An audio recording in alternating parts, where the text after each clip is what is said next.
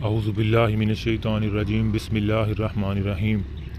السلام علیکم دوستو، کیا حال ہیں؟ امید کرتا ہوں آپ سب خیریت سے ہوں گے۔ دوستو، آج ایک مرتبہ پھر آپ کی خدمت میں ایک نہایت زبردست اور معلوماتی ویڈیو لے کر حاضر ہیں۔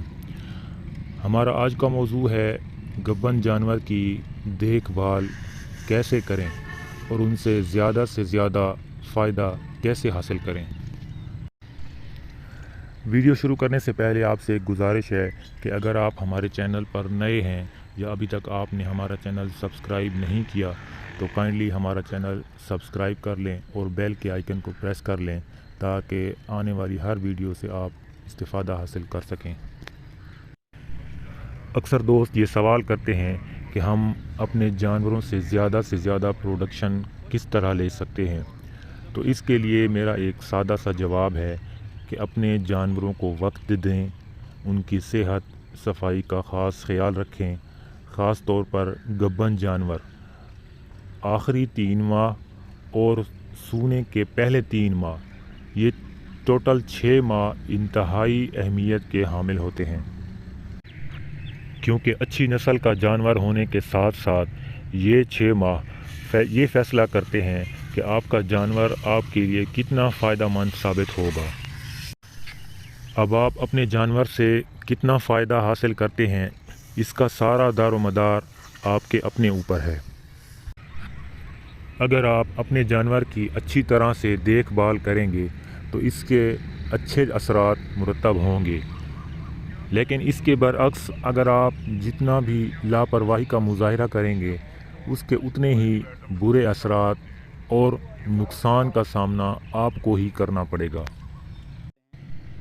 جانور سے اگلے لیکٹیشن پیریڈ میں اچھی پیداوار حاصل کرنے کے لیے ضروری ہے کہ آپ گائے کو تقریباً 2 ماہ کا عرصہ جبکہ بھینس کو 3 ماہ کا ڈرائی پیریڈ ضرور ملنا چاہیے تاکہ وہ اپنے دودھ کو خشک کر کے اگلے لیکٹیشن کے لیے اپنے آپ کو تیار کر سکے۔ اس کے برعکس کچھ لوگ بچہ دینے تک جانور سے دودھ حاصل کرتے رہتے ہیں۔ اس کا نقصان یہ ہوتا ہے کہ جانور کو اگلے لیکٹیشن کے لیے تیاری کا موقع ہی نہیں مل پاتا، اور اگر جانور خشک ہو بھی جائے تو ہمارے لوگ اسے اچھی خوراک دینا بند کر دیتے ہیں۔ وہ یہ سمجھتے ہیں کہ جانور دودھ تو ویسے ہی نہیں دے رہا تو اس پر رقم خرچ کرنا فضول ہے۔ ناظرین، یہی وہ سب سے بڑی غلطی ہوتی ہے جس کی وجہ سے جانور نہ صرف خود کمزور رہ جاتا ہے بلکہ اس کے پیٹ میں پلنے والا بچہ وہ بھی کمزور پیدا ہوتا ہے۔ صرف یہی نہیں بلکہ جانور اپنی ڈیلیوری کے وقت بھی کئی طرح کے مسائل کا شکار ہو جاتا ہے۔ کبھی جانور کی جیر رک جاتی ہے تو کبھی کیلشیم کی کمی کی وجہ سے ملک فیور ہو جاتا ہے، اور اس طرح جانور موت کے منہ میں چلا جاتا ہے۔ دوستو، گبن جانور کے آخری 3 ماہ میں اگر فرض کریں آپ اس پہ 10,000 روپے کا خرچہ کر دیتے ہیں تو یقین کریں کہ اس کے سونے کے بعد وہی جانور آپ کو اس کا 2 گنا بھی نہیں بلکہ 3 گنا کر کے آپ کو واپس کرے گا، کیونکہ جب آپ جانور کو اچھی خوراک مہیا کریں گے تو یقینی طور پر اس کے دودھ میں بھی اضافہ ہوگا، اس کی جیر رکنے کے مسائل سے بھی چھٹکارا حاصل ہو جائے گا، اور ملک فیور اور اس طرح کی کئی قسم کی بیماریوں سے آپ چھٹکارا حاصل کر لیں گے۔ بچے کی پیدائش کے فوراً بعد وہ جانور جن کی دودھ کی پیداوار 5 سے 10 لیٹر تک روزانہ ہوتی ہے، ان کے لیے پیش خدمت ہے ایک ایسا زبردست فارمولہ جو ہر کسان بھائی اپنے گھر میں خود تیار کر سکتا ہے۔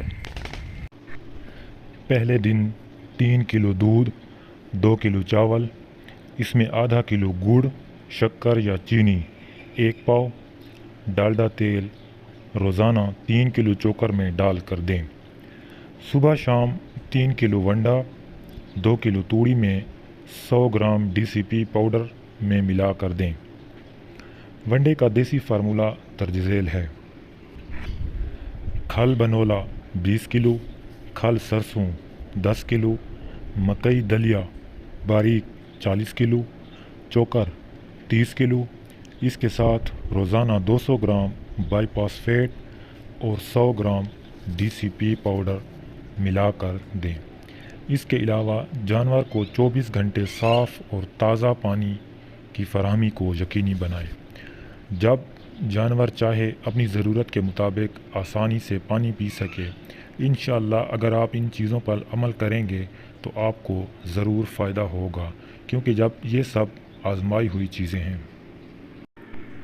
دوستو یہ تھی آج کی ویڈیو، امید کرتا ہوں آپ کو پسند آئی ہوگی۔ ویڈیو اگر اچھی لگی ہو تو لائک، شیئر اور کمنٹ ضرور کیجیے گا۔ انشاءاللہ بہت جلد آپ کی خدمت میں ایک نئی ویڈیو کے ساتھ حاضر ہوں گے۔ تب تک کے لیے اجازت دیجیے، دعاؤں میں یاد رکھیے گا۔ اللہ حافظ۔